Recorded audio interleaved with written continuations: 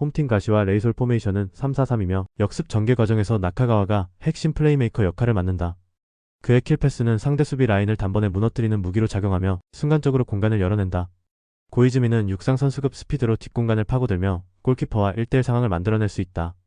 호소야는 최전방에서 제공권과 연계 능력을 보여주며 빠른 역습 전개 속에서 균형을 잡아주는 중심축이다. 이렇게 전방 3인방이 조화를 이룰 경우 단 한 번의 전개로도 결정적인 기회를 창출할 수 있다. 결국 레이솔은 볼 탈취 이후 단숨에 이어지는 역습으로 주도권을 틀어줄 수 있는 흐름을 만든다. 원정팀 산프레체 히로시마 포메이션은 3-4-3이며 제르망은 박스 안에서 제공권을 바탕으로 위협적인 존재감을 보인다. 나카지마는 측면에서 드리블과 컷신으로 공간을 노리지만 좁혀진 공간에서는 위력이 반감된다. 키노시타는 활동량을 앞세워 전방 압박을 시도하지만 역습 상황에서는 수비 가담 속도가 늦어진다. 3백 최종 수비진은 뒷공간 대응이 불안정하고 순간적인 스피드 침투의 약점을 드러낸다. 특히 전환 상황에서 수비 라인이 무너지는 패턴이 반복되며 레이솔 같은 날카로운 역습팀을 만나면 흔들릴 수밖에 없다. 가시와 레이솔은 빠른 전환과 역습 루트를 통해 경기 내내 주도권을 줄 수 있다.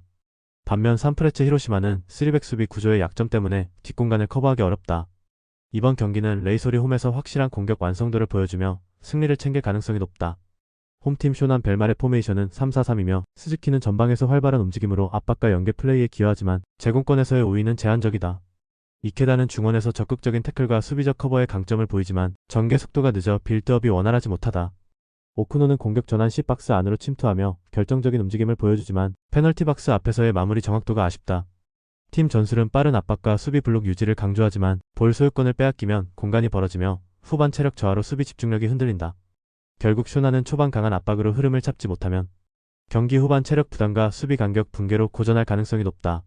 원정팀 가와사키 포메이션은 4-4-2며 로마니치는 중원에서 볼 소유와 탈압박 능력이 뛰어나며 짧은 패스로 경기의 리듬을 조율한다. 마르시뉴는 측면에서 드리블 돌파와 크로스를 통해 공격 루트를 다양하게 만들어내며 상대 풀백을 압박한다. 가와하라는 순간적인 스프린트와 공간 침투로 뒷공간을 공략하며 공격 전개 속도를 끌어올린다. 가와사키는 볼이 위치한 구역의 수적 우위를 만들며 점유율을 안정적으로 확보하는 전술을 바탕으로 상대 체력을 소모시키는 전략을 펼친다. 볼 점유를 통해 자연스럽게 슈팅 기회를 늘려가며 경기 후반에도 주도권을 유지할 수 있는 체력 분배 구조를 갖추고 있다. 결국 가와사키는 점유율과 전술적 완성도를 앞세워 쇼난을 압박하며 원정에서도 유리한 경기를 펼칠 가능성이 크다. 가와사키는 점유율을 앞세워 체력적 우위를 쌓아가며 경기 전반을 주도할 수 있다. 반대로 쇼나는 압박의 강도가 떨어지는 순간 수비 블록이 흔들리며 실점 가능성이 커진다. 이번 경기는 가와사키가 점유율과 전술 완성도를 기반으로 원정에서 승리를 가져갈 확률이 크다. 홈팀 교토포플산과 포메이션은 4-3-3이며 전방에서는 레오 고메스가 빠른 발과 파괴적인 침투를 통해 수비 뒷공간을 공략한다. 마츠다는 좌측에서 스피드와 크로스를 결합해 상대 수비를 흔들고 나가사와는 중원에서 볼 연결과 템포 조절로 공격 전환의 리듬을 만든다. 특히 레오 고메스와 마츠다의 투톱식 움직임 은 상대 3백의 빈 공간을 집요하게 파고드는 전술적 무기로 기능한다. 수비에서는 라인을 일정하게 유지해 안정감을 추구하지만 순간적인 압박 탈출 이후의 빠른 전환 플레이는 여전히 불안 요소로 남아있다.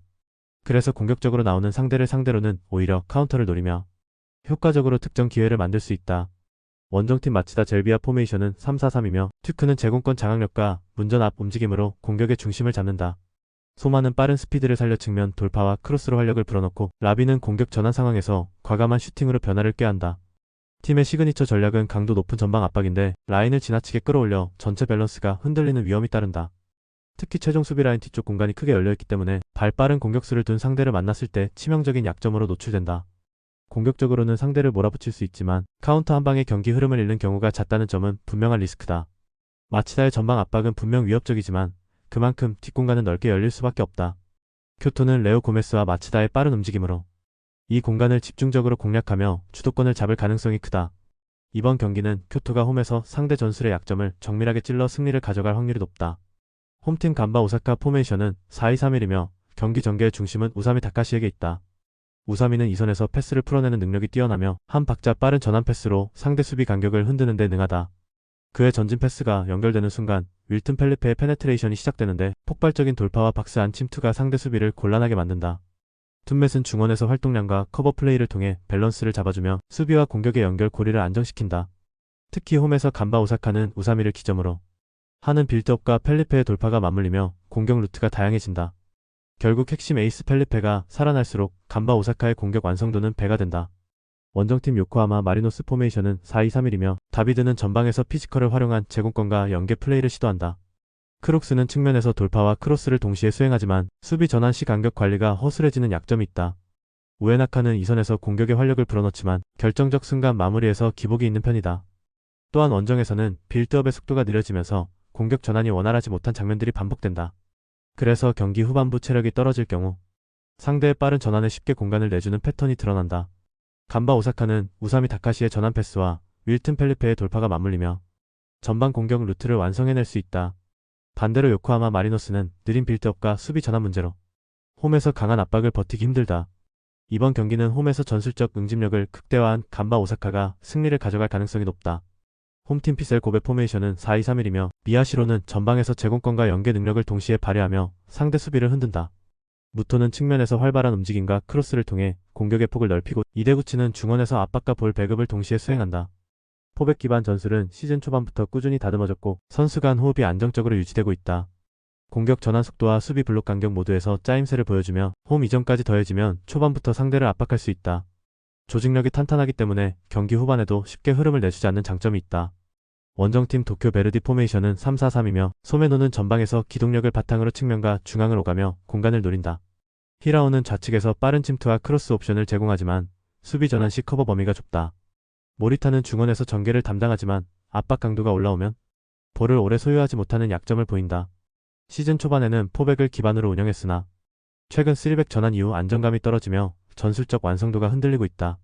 특히 수비 간격이 무너질 때 하프 스페이스가 쉽게 노출돼 상대에게 결정적인 찬스를 내주는 장면이 반복된다. 비셀 고베는 포백 전술의 안정감과 조직력을 앞세워 홈에서 흐름을 잡을 수 있다. 도쿄 베르디는 전술적 변화 속에서 수비 간격이 무너지고 공격 패턴도 단조롭다. 이번 경기는 비셀 고베가 초반부터 끝까지 흔들림 없는 운영으로 승리를 가져갈 가능성이 크다.